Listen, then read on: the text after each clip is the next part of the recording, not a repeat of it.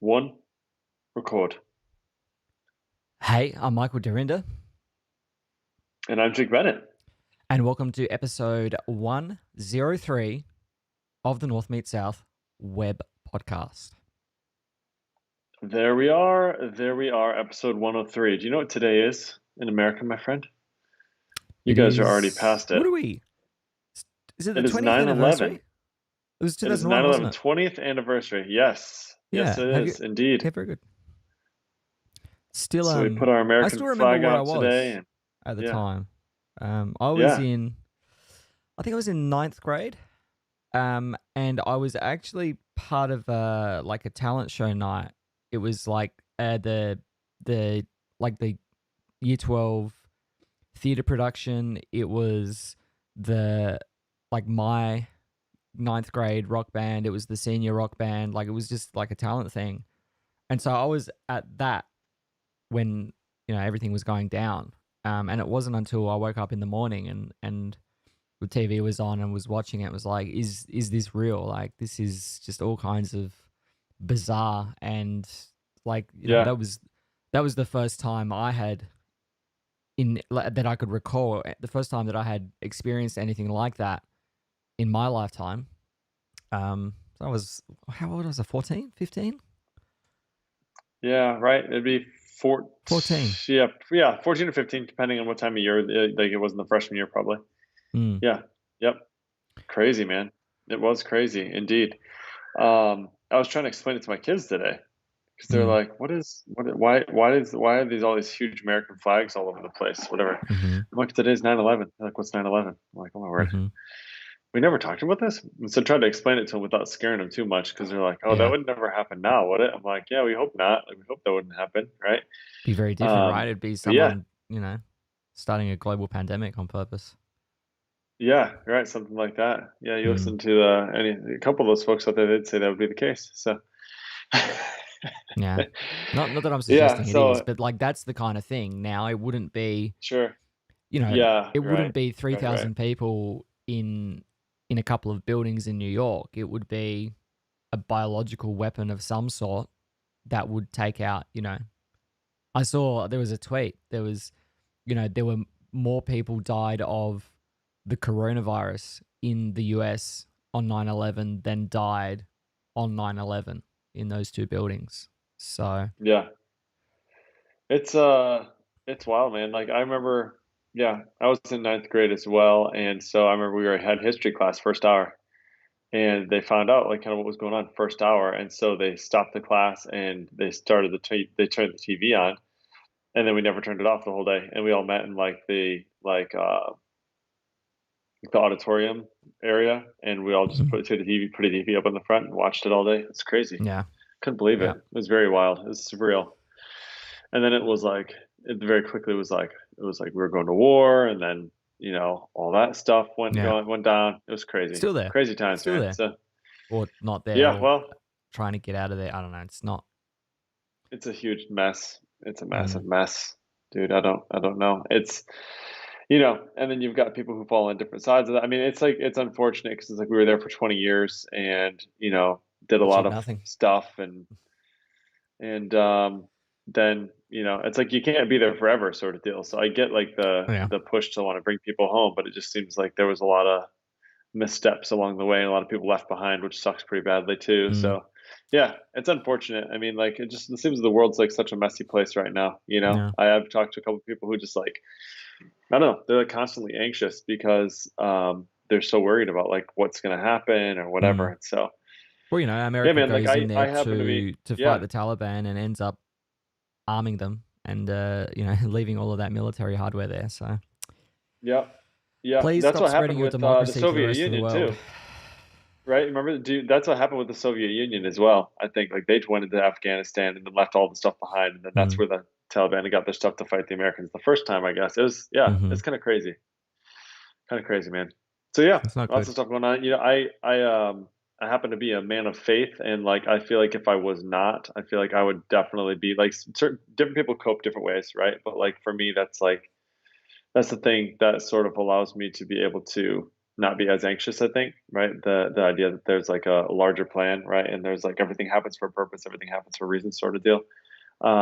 But if I didn't have that, right, a pretty solid belief in like in those sorts of things, I can imagine that yes, I would in fact as well be super nervous all the time. And not to say Mm, that I'm not, right? Not to say that like I'm completely immune from that sort of thing. But um, but yeah, I think some of it, that helps to sort of temper some of it, I suppose. But yeah, mhm. the world's a crazy place right man now, man. And it's like the unfortunate part is I don't really see it getting any less crazy anytime soon.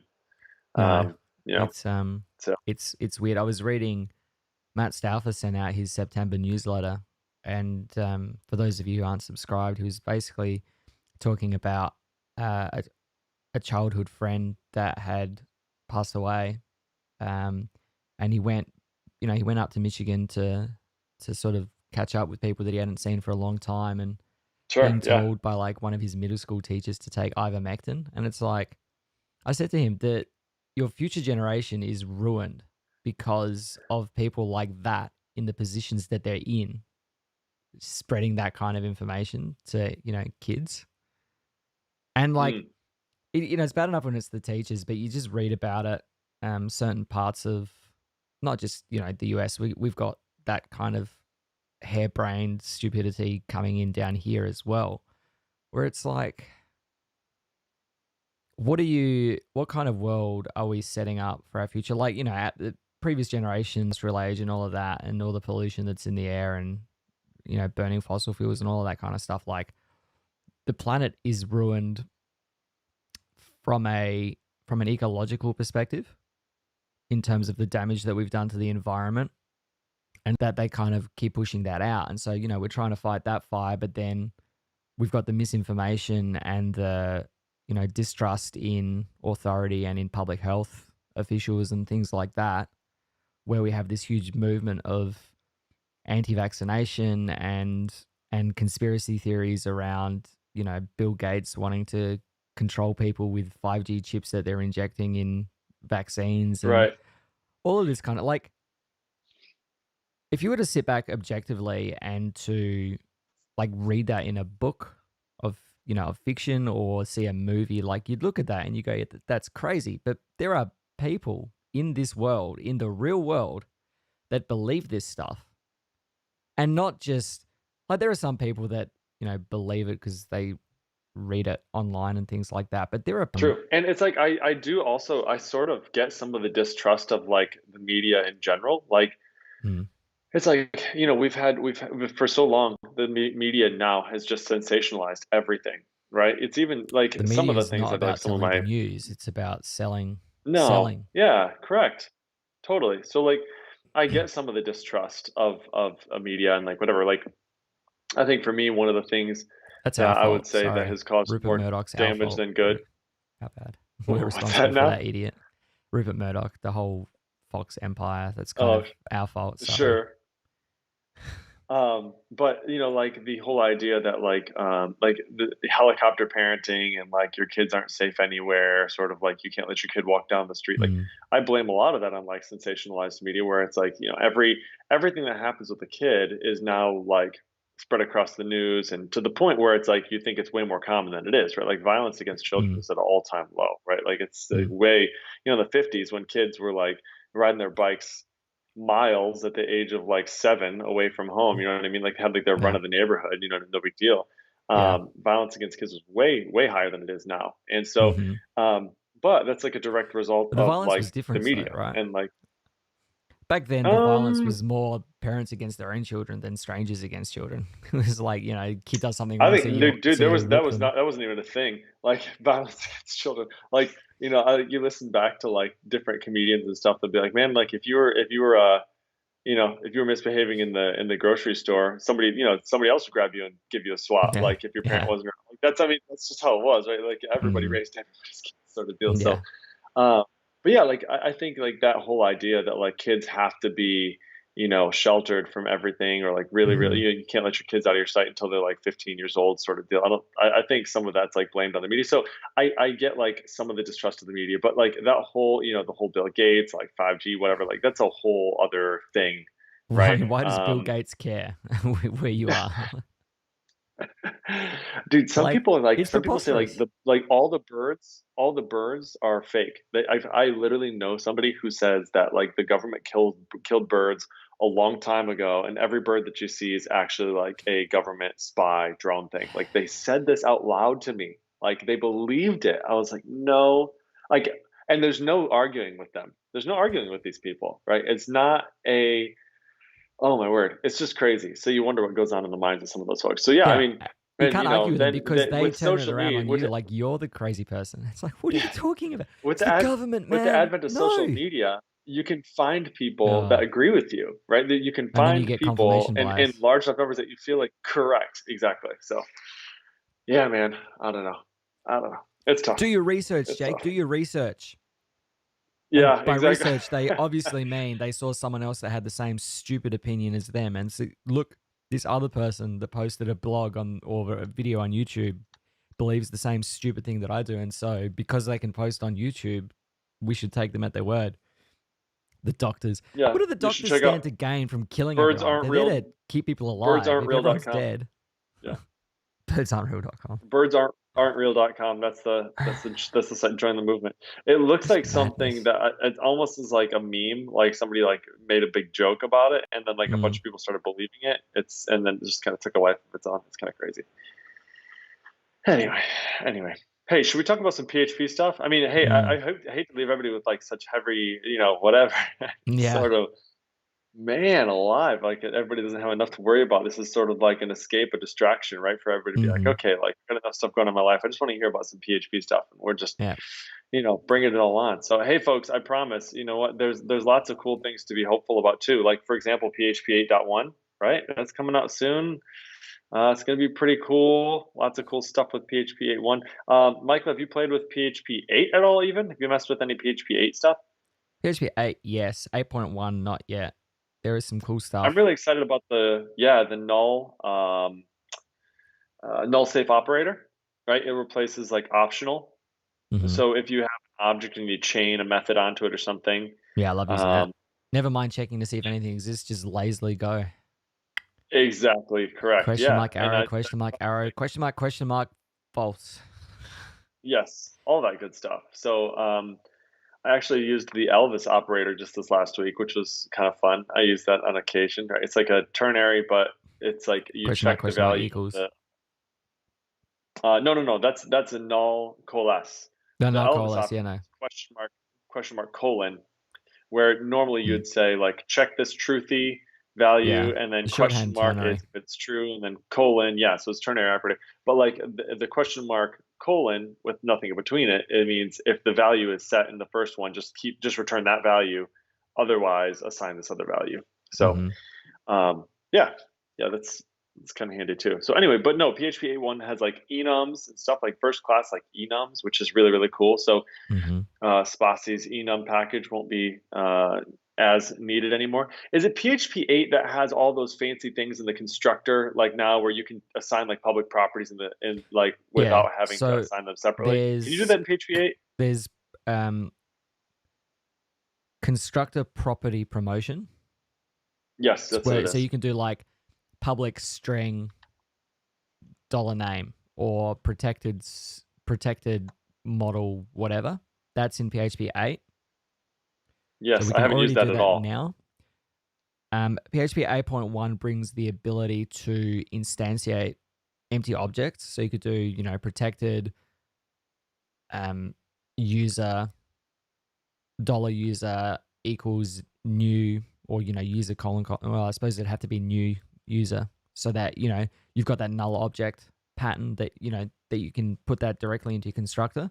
Whereas in PHP 8, you'd have to use the constructor property promotion for all of your properties, and then you would have to have a body just to set the null object inside of the constructor body. So it's just streamlining that process as well, or being able to resolve things out of the container. I think will be possible with that as well. So I think I Yeah, could be wrong this there. I don't yeah, think you can this call arbitrary methods. I think it's specifically like new object that you can do in the constructor. gotcha. Yeah, like you could write a DTO really easily. Um Hmm. with these constructor property promotion stuff, because instead of having to write like public string name, public string email, public date, time, immutable birth date, and then public Yeah. function construct, and then passing them all in, and then assigning them all, you can just do it one Mhm. shot and you're done, right? And Yeah. so it's a really, really, really simple DTO. It's just like Yeah. define the properties, and Yeah. that's it. And even better that you can do like read only properties as well in PHP 8.1, so that makes that DTO even more Hmm. valuable. And I use Yes, DTOs a very, lot, very true. um, especially for then ping me. We use them a lot to handle the ingest of incoming payloads because Yeah, we're yeah. just getting JSON, but being able to work with a real object and have some safety around what is in that object and how it's behaving. So as soon as we get that JSON payload, we convert it to a DTO and then we pass that around everywhere rather So, than Michael, working with JSON. for those who are the uninitiated, you want to tell us what a DTO is? So DTO is a data transfer object, and it's essentially a way to encapsulate the structure of some arbitrary data within your application.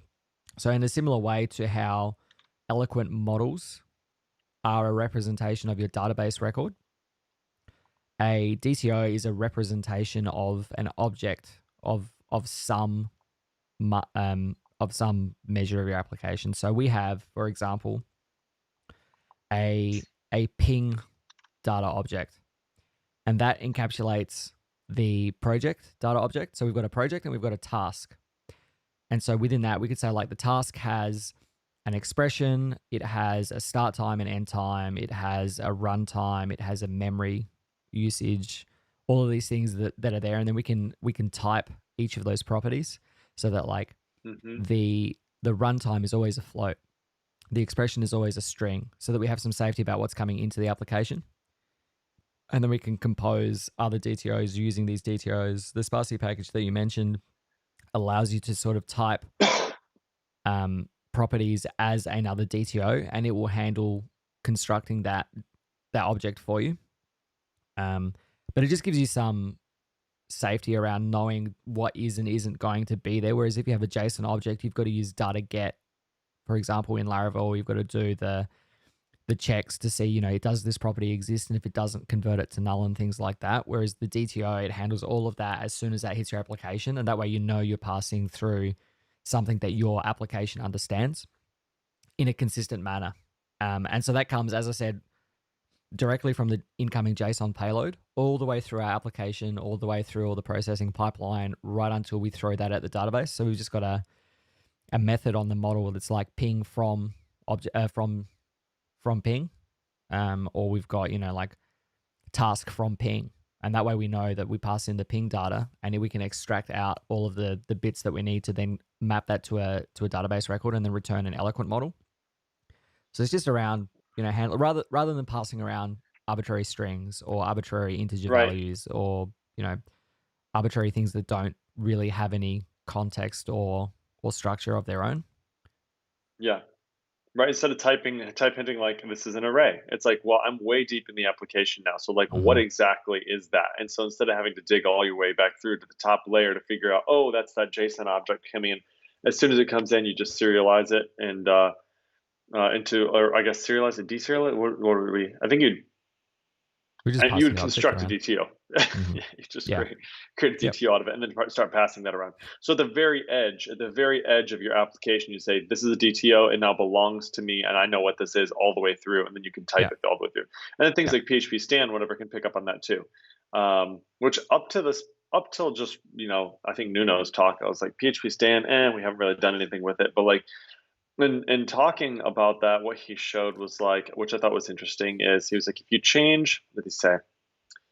In order to be able to test something in your PHP application, you have to have it touch every class or every spot where something is at, right?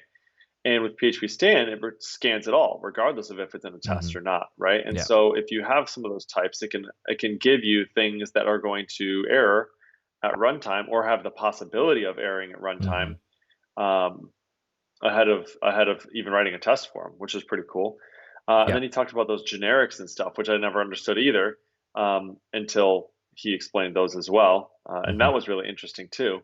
how like even in like a collection you can specify, or in an array you can specify, here's the type of object that you can expect to be a part of that, and if I ever return something other than that, like something like a map statement or whatever, I can tell you, yeah, that's not going to work. You can't do that. So, Yeah. man, that's really, really cool stuff. Really, really cool. So, on some of our bigger applications, ones that are a little bit more like important that they're really right. I mean, yeah, it's important that all your applications are right, but there are other applications that are more important that they're right than others. Do you know what I mean? Yeah. Like if it's just a little internal app that's like, I want to see when I should clock out today based on like this is how many hours I have and this is when I'm going to take my, you know what I mean? We have a little thing like that actually. Actually, it tells people like, here's the command you should tell Siri in order to let you, in order to remind you when to clock out, sort of deal. Hmm. That we're not writing tests for that, right? Like Yeah. probably not. Like it's just, but like it's if it's the application that accepts payments and sets up recurring payments for people, it's like that's a little bit more important, right? So Mm, mm. you want to use something like that, like PHP stand, or like you want to, it's maybe a little bit more advantageous to be using types and things like that in that Yeah, for situation. sure. So Yeah. yeah, Yeah, I've been finding even in like my day job, which is old PHP, just putting in the doc box just helps to sort of give a bit of structure in terms of like knowing what I'm going to get back, because sometimes some of these functions that I'm calling are huge and it's not always clear what's coming out of them. And I've been there 7 months now and still there's bits and pieces that I haven't seen before, bits and pieces that I haven't interacted with or used. So being able to kind of see at the point that I'm using it, what it's doing or what I can expect it to be doing is helpful. And I know that I've always been like against the idea of typing and static analysis and all of that stuff that like makes your editor better. Um, but I think I'm coming around to it. yeah, I know, right? It's like feel like the tide is shifting a bit. The fact Mm, that there was a talk about it from one of the like Laravel employees at Laracon makes me think like, okay. Like, yeah, and in Laravel 9, there's going to be those generics like in the doc blocks and stuff. yeah, it'll be Makes me interesting to think see that that stuff. Like it's an overhead because it doesn't exist in the language. It's an overhead to have to go and put all those doc blocks in to to go and set all that stuff and some the Psalm syntax around how you document that kind of stuff, to say that like this isn't just an array, but this is an array that contains an integer key and a string value, and then being able to get that feedback straight away so that you can detect those kind of edge casey issues in your application is handy. Um, but as I said, it's still an overhead to add all that stuff, and you have to remember to add it, and you have to like, and if someone else is not using an editor that knows what to do with it, then it's not going to provide any value there at all to those people. If you're using PHP Storm, which I know a lot of people do use, then of course it's just gonna work out of the box. Um, VS Code and Vim and things like that, they can be instructed how to deal with that, and the LSP stuff that's in VS Code and NeoVim, it does understand that and it picks it up, and then you've got things like Ale that can run PHP stand and give you that kind of feedback straight away is helpful, to understand what's happening in your application, except when those things go haywire because the way your application is wired. And I get told all the time, they're like, this object doesn't exist. But I know it exists. You just can't see it in the workspace. So I think it helps more than it hurts. Um, yeah, there's stuff that I've been doing recently, like the next version of the then ping me Laravel package is going to be fully typed. Like we're going to target PHP 8 for it, so it's going to have types everywhere. It's going to go you know off the deep end on that regard in terms of that. And it's just because that kind of stuff. Like it's not a consumable package. We don't expect our users to ever have to interact with the code itself. right. So, we do have final classes and things like that in there because, please don't extend this and do anything to manipulate the payload because it'll cause issues. But It'll break. Yeah, exactly. it is valuable from a development perspective. So, So I had a fun thing happen this week. hmm Let's see, it must have been Thursday night. Yeah, it was Thursday night.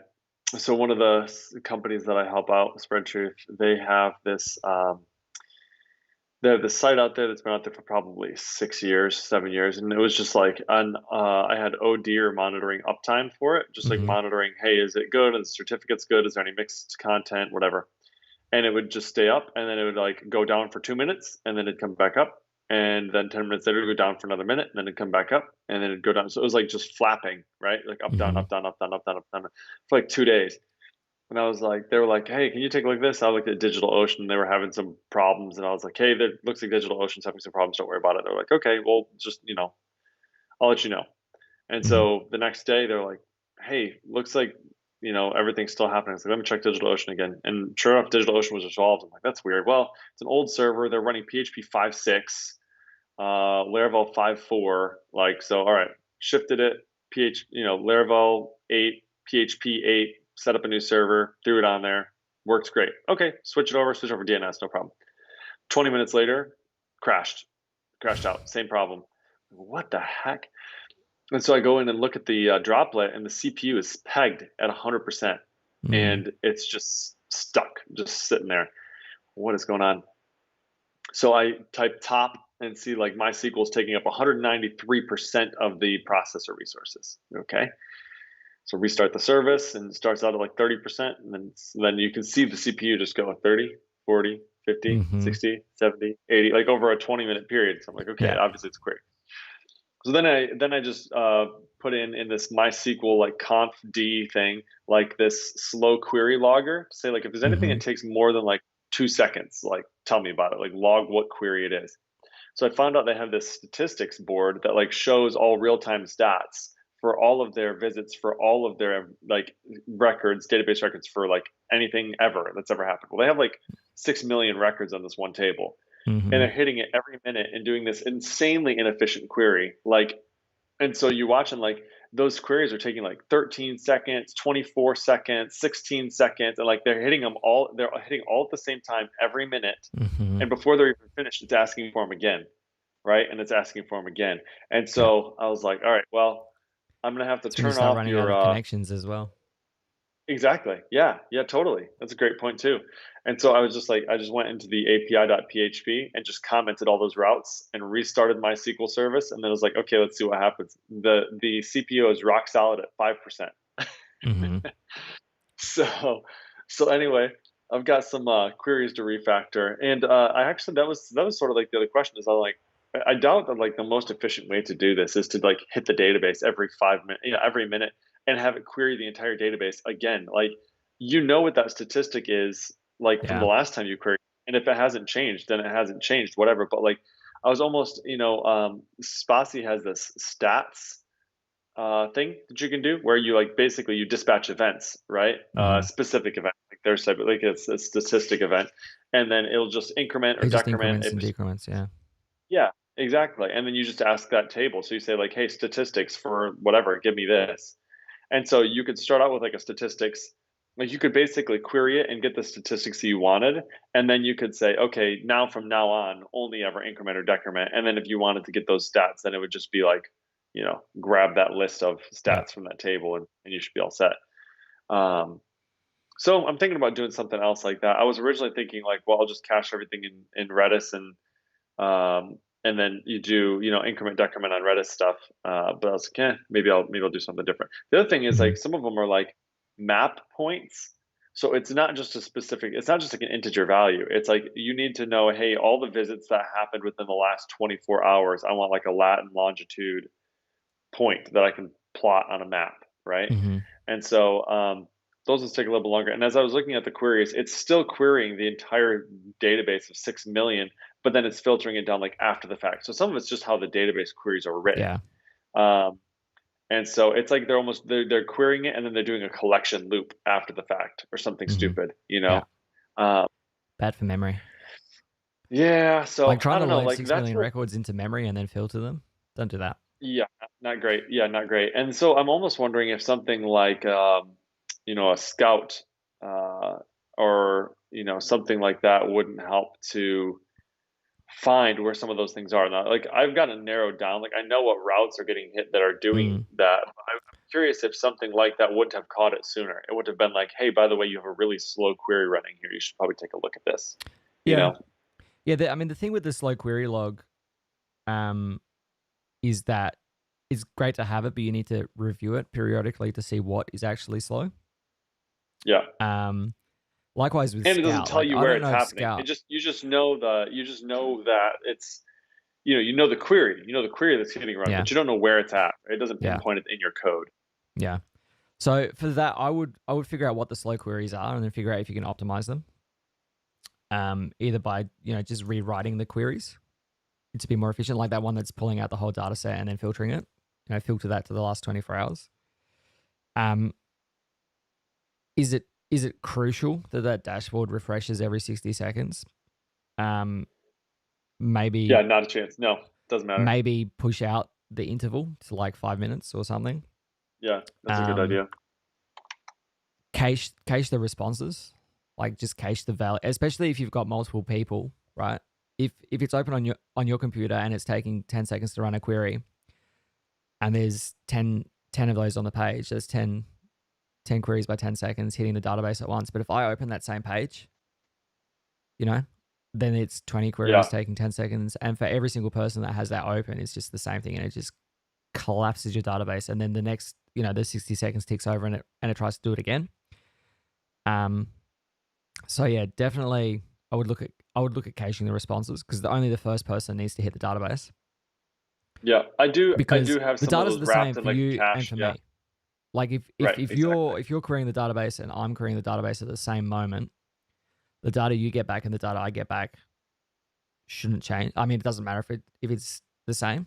You know, you Yeah, don't need the variances there. If you're looking at that kind of thing, then certainly just cache the responses. You probably don't need to refresh every minute. It's not critical. It's not like someone's sitting there and expecting a different value every 60 seconds. So, caching on those kinds of things, optimize the queries. I wouldn't, you know, I probably wouldn't spring for Scout just now if it's like just this one thing. You know that it's the dashboard, you know it's the API endpoint. So now that you've got the slow query log, I'd go and look at the queries and then run some explains over it, figure out what indexes you can add mm, that would speed it up. yeah. So tell me, I've never used explain actually. What's talk to me about that a little bit. So any query that you write, select, insert, update, delete, doesn't matter. You can prefix the query with the explain keyword. Then So then Microsoft. if I said select star from visits, Mm-hmm. I would say explain select star from visits. Mm-hmm. Yep. So Okay. just take that Okay. query and stick explain at the front of it, and it'll run a Okay. explain over it. What the explain does is basically gives you back the query planner output from your database engine that tells you like what it's trying to do and how it's going to go about doing it. And like Jonathan Rennick goes into it in his Eloquent Performance Patterns course, he uses it. I don't think he talks specifically about explain as a tool, but explain is really good to figure out, like, given the query that I'm running, how many records is it trying to filter? What indexes is it or is it not trying to use? Um, you know, does it have dependent subqueries? Dependent subqueries are not necessarily a bad thing. Like if you're doing a select exists, for example, that's going to have a dependent subquery, and that's fine. Those kinds of queries. It depends on what the inner part of the query is and whether that's sufficient. It'll tell you if there's no indexes being used. It'll tell you if it's trying to do a table sort. Like if it's creating a temporary table, you know that you want to try and optimize that query because a temporary table is going to be slow. If it's doing a Mm, range scan, all of these kinds of things that it will show you. And then it takes a bit of doing to figure out how to understand what is returning to you. But mhm. once you sort of understand what it's doing, you can then look at how you can optimize those queries. Not necessarily rewriting the queries, to make them more efficient. That is part of it. But certainly looking for opportunities to index. If you've got a query that's running and it tells you it's not using any indexes, if it shows you that you've got like an index or 3 indexes or whatever on that table, but it's telling you it's not using those indexes, then look to, you know, either re-index that table based on the queries that you are actually running. The solution to slow database queries is seldom just index more columns. You have to be indexing the Right. correct columns. So, you know, we had Yeah. this Yeah. indent ping me where we had a page. If you had a task that ran any quicker than hourly, so if it was running every 10 minutes, 15 minutes, every half hour, um, every minute, catastrophically, it just wouldn't return the query. Like it would never return the response because the query was inefficient. It was not using an index. And, you know, we didn't notice it. I didn't notice it earlier because we didn't have the scale of data. But now we're tens of millions of records in there. And so when you're trying to pass through that for specific things, it's a bit slow. So, you know, I ran an explain once I figured out which query on the page it was, ran an explain over it, figured out, you know, what was actually being queried and how we were querying that data. And it was a matter of playing around with the indexes until such time as like it went from a Lambda timeout, so 30 seconds or whatever it was configured at, to returning the full result set in less than 500 milliseconds. Like, Yeah, that's crazy. That's a so pretty good it's, improvement. yeah. And so, you know, databases are very efficient at, believe it or not, querying for data. That's what they're Yeah. made to do. So try and leverage them as much as possible. And there's a lot of um, reservation, I think, around querying the database, and that largely stems from having worked with older versions of MySQL. You know, if you've Mhm. been on MySQL 5.5 or whatever for a long period of time, and suddenly you're like, let's upgrade. You know, let's go to MySQL 5.7 or let's go to MariaDB 10 or whatever. And it's like, you know, we've got new MySQL, it's better. Sure, it might do some things better, more efficiently. It'll probably mess you up with its strictness, especially if you're going to MySQL Yes, 5.7 from that's we've MySQL run into that. 5.5, Yeah. then strict mode is going to cause you issues. Um, Mhm. those things aside, modern MySQL, modern MariaDB, Postgres for any time in the last 20 years, because it's just, it's better. Um, I've not used it, but I know from lots of people that have used it that it is just objectively better. It is proper SQL. It's like ANSI SQL as opposed to MySQL, which is its own spin on things. Um, don't just upgrade to MySQL and think all of your problems are going to go away. You want to sort of review, and modern MySQL engines are much better at running queries that you might have previously been scared of running. You know, they're better at doing joins. They're better at processing indexes. They're better at running things like a wherein.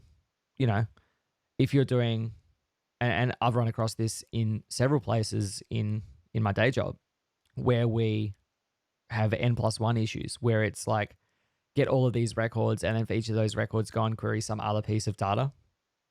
Yeah, And so yeah. it's, and we're using, you know, raw SQL. So I'm writing actual queries here, but it's like putting it into the same way that, you know, an ORM would do it.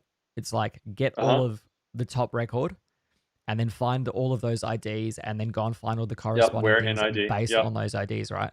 Oh, but we can't use a wherein because it's inefficient. Well, no. Wherein is incredibly efficient. They wouldn't have this thing in the database that is like designed to do this exact thing that you're trying to do if it was going to be terrible at doing it. Yeah, like, what's the other option? What's the alternative? Mm-hmm. Yeah. Oh, we don't Well, want to do a I'm join. seriously, Well, do if you they don't have want an to do a alternative? join and you don't want to do a where in, um, and it's demonstrably slower to query the database 50 times for the 50 records you've got on this page, Yeah, that's then what option are you leaving yourself? Do you want it to be? And I'm like, you know, here's this page that was taking 30 seconds to load. It now takes 3 seconds to load and has all of the data there. I don't understand what the issue is. What if there's like thousands of things here? Like we'll cross that bridge when we get to it, won't we?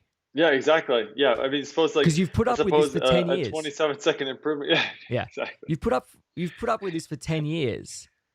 I have fixed it by rewriting your queries in such a way that it is now efficient. And like I think Aaron Francis was talking about this on the Hammerstone podcast. I think the limit for a where in is like 5,000 IDs or something. It's like, well, Okay, how often is that going to be an issue? How often sure. how often are you paginating 5,000 records and then needing to query 5,000 other things from that page, you know? Yeah, yeah, probably not Um, too often. so those kinds of things. I was going to say something else. Yeah, don't be afraid to join. The database, provided you've got the correct indexes and you're writing the correct queries. Don't be afraid to join. Don't return more things than you need. I know an ORM will Yeah, typically like select as far star. as like you're saying just like columns, right? So like when you say like Hmm. select star, right? Yes, you say select star. So like you can actually say select and then particular columns that you want, right? Yeah. Don't return So if everything if you you're only need 5 of them.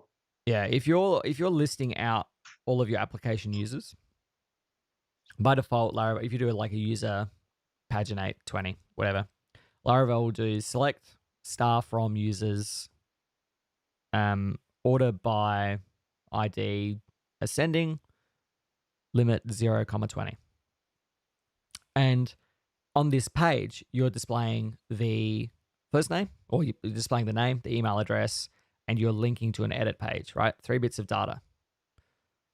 At 20 records is probably not that big of an issue. At 100 records, if you want to display 100 on a page, like all of that, and not only that, but you've got Eloquent is building up an object for each of these things.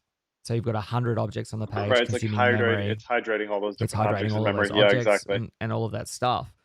But you're only displaying the name and the email address on the page, and you need the ID to be able to link to the edit page or the view page or whatever. Then just select ID, comma name, comma email. Like there's no reason to select star, especially if you start joining things. You don't, select star from users, join posts, join comments. Well, you've got 3 tables there and you've got 20 fields, but you're only wanting to display a count of the comments, the number of posts, this kind of stuff.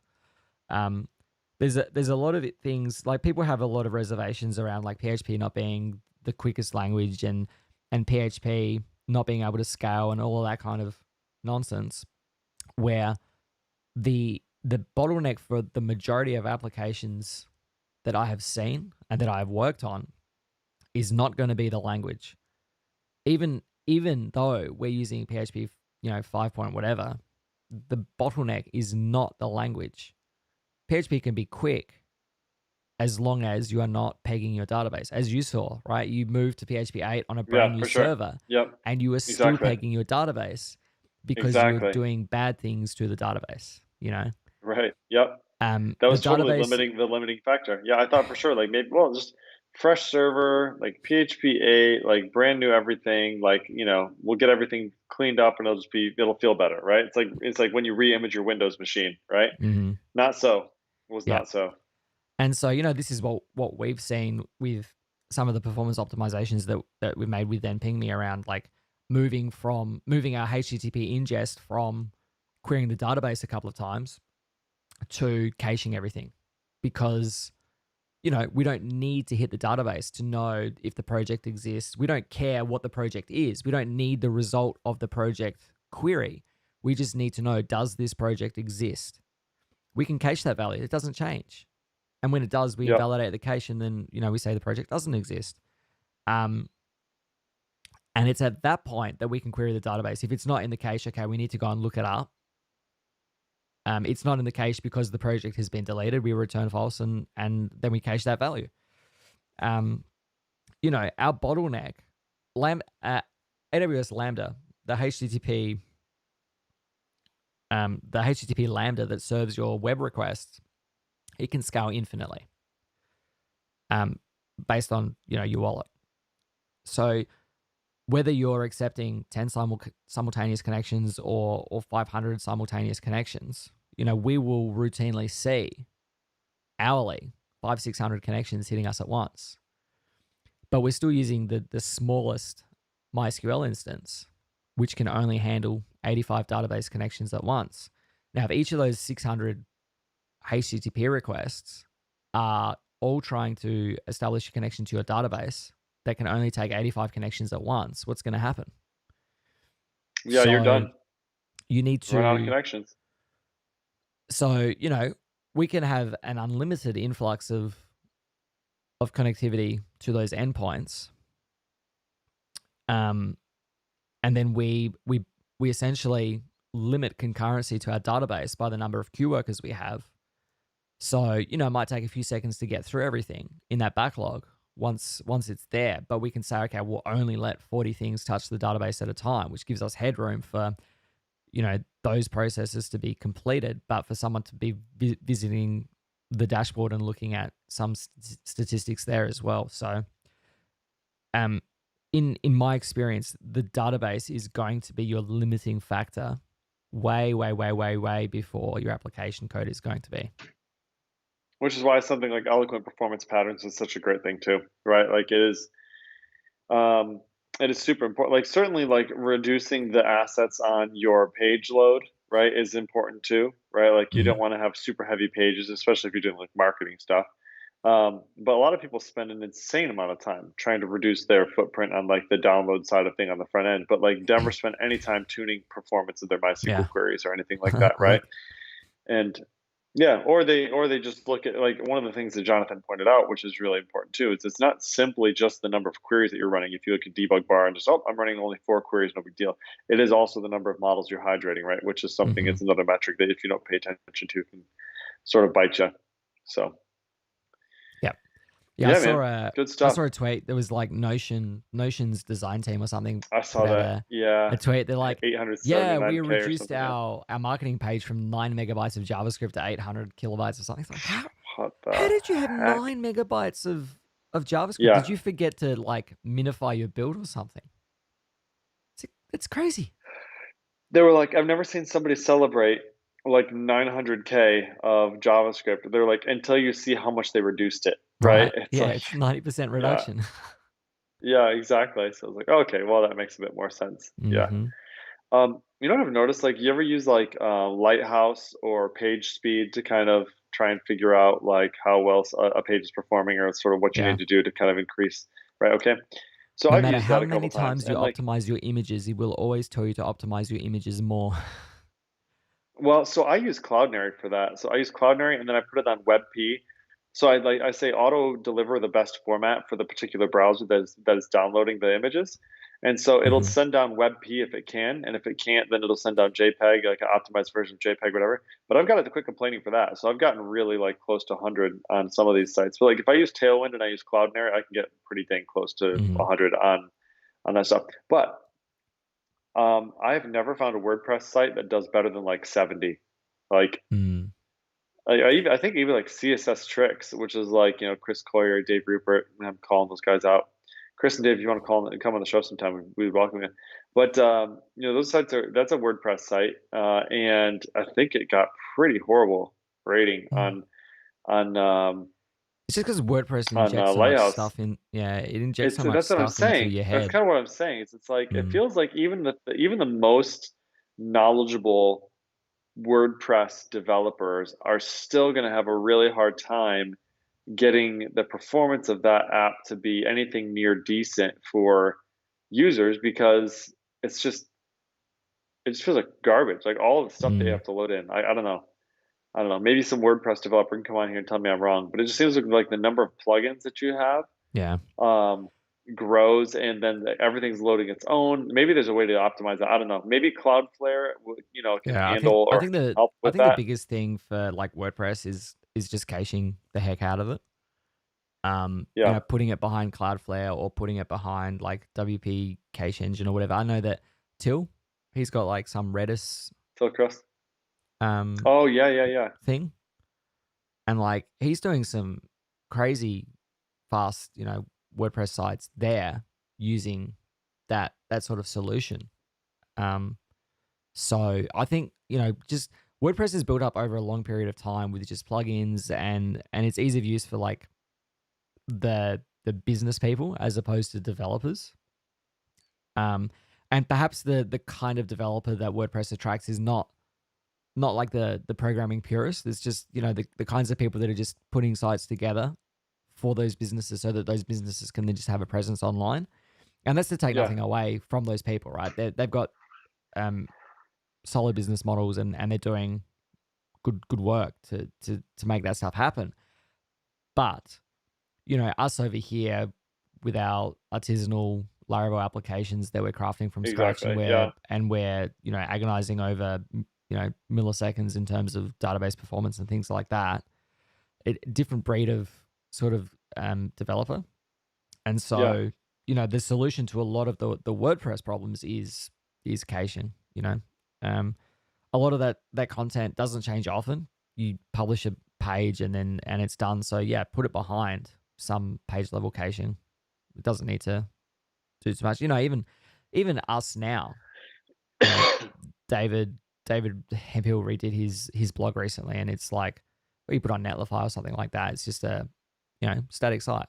Generate yeah, some HTML, spit it exactly. out. There's your page. Like, Yep, you want it to load instantly. No one yeah, needs it to be big and exciting. So many people, Statamic is huge because it writes everything to flat files and it serves them instantly because there's no connections to the database. It's not doing anything crazy. It's just here's some statically rendered HTML. Caching, yep. caching in The if circle there, is if there's one thing complete. that I've learned from Ben Pingme, right, is that caching is the answer to so many of your optimization questions. Really, Yep, yep. Very true. Yeah. So yeah, I'm just spend some time working on some caching stuff. I think so. Like those, how often do those results actually need to be updated? Like, and the thing is, I don't even really have if I can't if I can't reduce the frequency of those API requests, I can still reduce the frequency of how long it is between when I'm hitting my database or not. mm, Just wrap it in a yeah, yep. cache remember, and set an expiration time on it, and then once the expiration is up, then it'll run it again. No big Yeah. deal. So Look at that slow query log pretty though. nice. Laravel makes that really handy. What's that now? Look at that slow query log. Figure out what's slow. Fix Yes, that. yes, yes. Then cache. Don't don't cache as a way to sweep under the rug database performance issues. Fix the performance Yeah, issues, then cache. And you're not caching because of the slowness. You're caching because that data doesn't need to be regenerated when 10 people, 20 people hit the same dashboard at every minute, right? It yeah, only needs to be exactly. set once. And figure out, do you need for that data to be refreshed every minute, or is it okay that it's every 5 minutes or every 10 minutes or every 15 minutes, Yeah. Yeah, we've got an intranet page that we have at work, and I cached the heck out of that thing. Like anything that was making a database query, like you said, basically if it didn't need to change, which a lot of the stuff didn't, like it's like Mhm. grab all the top links from this database and you know, dependent on how frequently the user clicks them, and then and I cache that for like the entire day. Like it doesn't matter like that Mhm. much. Like if you click on it a couple times a day and the order changes, you don't need doesn't matter, right? So when they come to that page, there's pretty much like zero database queries that need to happen Yeah. ever. Um, or if there's something that changes relatively frequently, instead of like okay, like if there is a like status, like we have like a status board, so it's like if the phones are down for some reason, right, we can report to everybody immediately before they go to create a ticket. It's like, hey, by the way, we're aware the phones are down. We know what's going on. Check the status page if you need. So the intranet hits the API for that status page, and we want that to update relatively quickly. And so we update it every minute, but not everybody needs to hit that API endpoint every time they reload the page, right? It's just load it once a minute in the background and then show it to the people on the front end. So the front end never, nobody ever gets the penalty of doing it. We just basically rewarm the cache every minute in the background. Yeah. Um, and so that works pretty well. Works pretty well. Hey, dude, listen, I'm getting freaking sleepy over here. We've been going for almost an hour, so I'm gonna Yeah, it's been say good. we're gonna draw this one to a close here. Let's do it. I Okay, have a new desk. I don't know if you can see it behind me. It's hidden behind that sweet the headlock. Laracon, the sweet Yeah, Laracon I towel, saw by the that. way. It Or looks not awesome. towel, it's a throw blanket, which of course it arrived Oh now at yeah, the end of our cold period. yeah, But well, because we're heading into spring, right? So it was nice weather right. all this week, and now it's raining. and it's supposed to rain until Thursday, Uh, and it's going to be warm on Thursday, and then it's going to be cold for the next week and a bit, and then it's basically just like 20 degrees Celsius for the rest of September. So I'm hanging out for that. But yeah, under that throw rug is my new desk. So my brother's going to come and give me nice. a hand. Oh I've yeah. finally got my I've got a big corner desk, and I didn't want to sacrifice the corner desk to get a standing desk, but I have got work sent me a standing sit stand like motorized corner desk. So I've got to take Nice. everything That's off of this awesome. What one are you gonna do with and that set one? everything up. Sell it? Uh, well, I was going to give it to my brother because he's about to move into his new house, but Ree has decided she would like to keep it because she's going to be working from home more. So this is going Oh, gotcha. into the Nice. front room where she's set up at the moment. So he's coming to give me a hand in a bit. So I need to clear all my stuff off and start disassembling this desk. Nice. Hey, that sounds So fun, man. Have a good time yeah, with that. Enjoy. yeah. Cheers. All right, man. Sounds good. This was episode 103. You can find show notes for this episode at northmeetsouth.audio/103. If you liked the show, we'd appreciate it if you'd rate it up in your podcatcher of choice. 5 stars would be amazingly appreciated. And hit us up on Twitter at Michael Dorinda, at Jacob Bennett, or at North South Audio. Hey, folks, until next time, we will see you. Bye bye. Bye. All.